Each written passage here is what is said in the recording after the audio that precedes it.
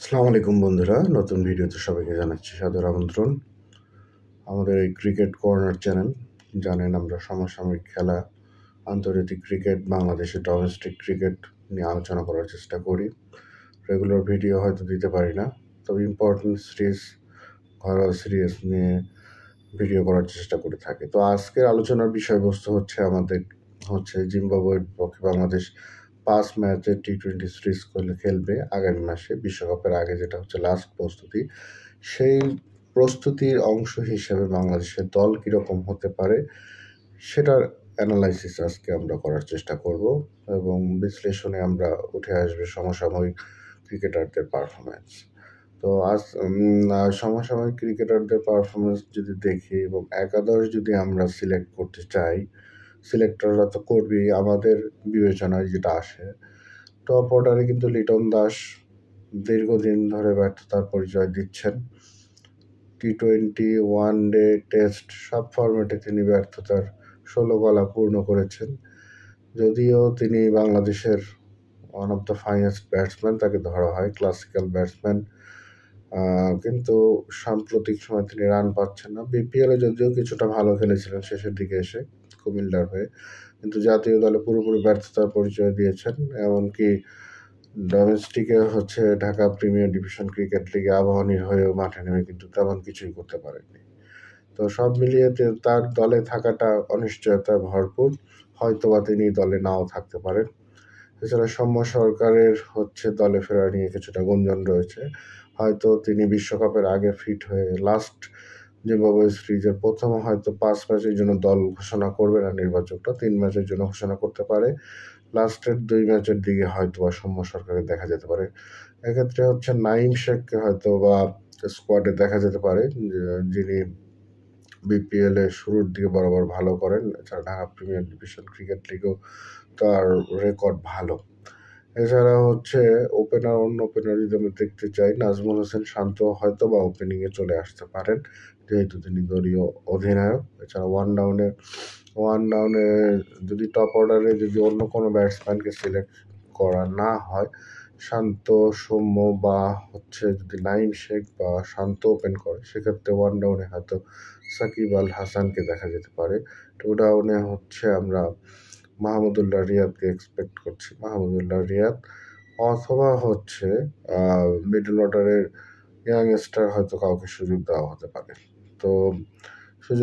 পারে। এবং নাম্বার 5 বা 6-এ হয়তো জাকির আলী অনেক খেলবেন।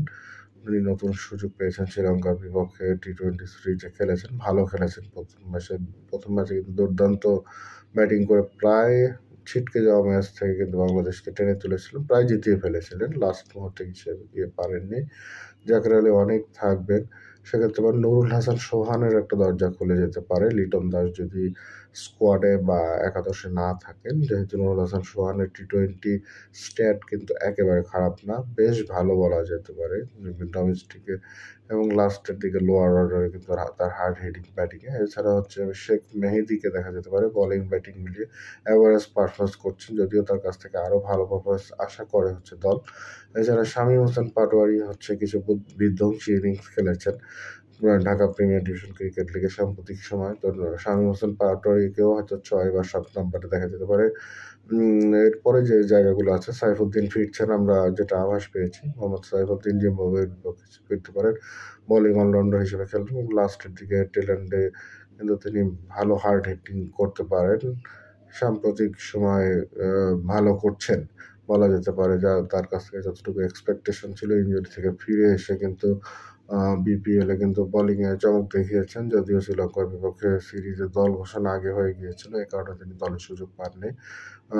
বিপিএলে কিন্তু ফরচুন বরিশালের হয়ে ভালো বল করেছেন, ভালো ডেপ বোলিং করেছেন। তো সেইটাই হয়তো দেখা যেতে পারে, সাইফুদ্দিন দলে ফিরতে পারেন। এছাড়া লেট মিডল অর্ডারের দিকে রিশাদ হোসেন, বাংলাদেশের নতুন এখন হার্ড হিটার ব্যাটসম্যান পাওয়া গেছে, তিনি হয়তো বা 8 নম্বরের দিকে ব্যাটিং করতে পারবে, 7 নম্বরেও হয়তো কিছুটা ব্যাটিংয়ে তাকে দেখা যেতে পারে, প্রমোশন দিয়ে হয়তো 7 নম্বরেও নামানো হতে পারে। তো সেক্ষেত্রেও বাংলাদেশের একটা ভালো চয়েস চলে এসছে। এছাড়া আলিসাল ইসলাম জিম্বাবুয়ের বিপক্ষে সুযোগ পাচ্ছেন, শ্রীলঙ্কার বিপক্ষে তিনি লাস্ট মুহূর্তে দল থেকে বাদ পড়ে যান, ইনজুরির কারণে খেলতে পারেননি। কিছুটা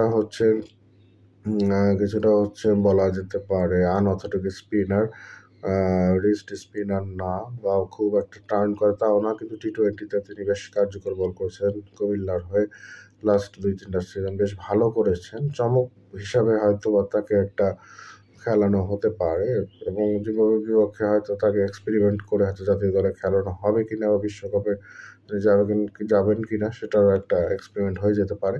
এছাড়া বোলিংয়ে হয়তো হাসান মাহমুদ, শরীফুল, তাসকিন এবং মোস্তাফিজ আইপিএলে চমৎকার বোলিং করছেন, তিনিও ফিরে আসবেন শোনা যাচ্ছে। তো মোটামুটি এই ধরনের হয়তো স্কোয়াড হবে। চমক হিসাবে হয়তো আলিসাল ইসলাম থাকতে পারেন। এছাড়া হচ্ছে আমরা যদি ধরি ব্যাটিং অর্ডারে কিন্তু খুব বেশি চমকের সুযোগ নেই। হয়তো দু একটি নতুন নাম হয়তো সিলেক্টররা বাজিয়ে দেখবেন যে তাদের দিয়ে হচ্ছে কিনা।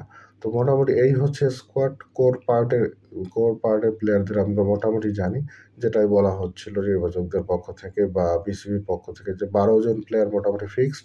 2-3টা জায়গায় হয়তো এক্সপেরিমেন্ট হবে এবং হতে পারে হয়তো নতুন কোনো পেসারকে দিয়ে, মুশফিক হাসানও রয়েছেন, নতুন কোনো পেসার বা নতুন কোনো স্পিনার যেমন আলিসাল ইসলামকে খেলানো হতে পারে। সেক্ষেত্রে একটা চমক হয়ে যদি তিনি কিছু মিরাকেল কিছু করতে পারেন, সেক্ষেত্রে হয়তো বা বিশ্বকাপ দলে হচ্ছে তাদের টিকিট হয়ে যেতে পারে। তো সব মিলিয়ে বাংলাদেশের এখন স্কোয়াড, টি-20 স্কোয়াডটা আমার যেটা মনে হচ্ছে টেস্ট ওয়ানের থেকে মোটামুটি ব্যালেন্সড স্কোয়াড রয়েছে। এখন শুধু ক্লিকের অপেক্ষা, কারণ হচ্ছে লেট মিডল অর্ডারের দিকে রিশাদ হোসেন এবং সাইফুদ্দিন আসায় কিন্তু ব্যাটিংয়ের ডেপথ অনেক বেড়ে গিয়েছে। এছাড়া শেখ মেহেদিও ভালো ব্যাট করতে পারেন, বোলিং ব্যাটিং দুই দিক দিয়ে। পেস অ্যাটাকটা ভালো হয়েছে, শরীফুল ধারাবাহিক বল করছেন, তাসকিন রয়েছে, সাথে হাসান মাহমুদের কিন্তু মানে ক্রুশাল মোমেন্টে কিন্তু ব্রেক থ্রু দিতে পারছেন। তো সব মিলিয়ে ভালো অবস্থা চলছে, এবং টি-20 সিরিজে একটা ভালো ফিডব্যাক তারা দিবেন সে আশাবাদ ব্যক্ত করে আজকে ভিডিওটি শেষ করছি। ধন্যবাদ সকলকে।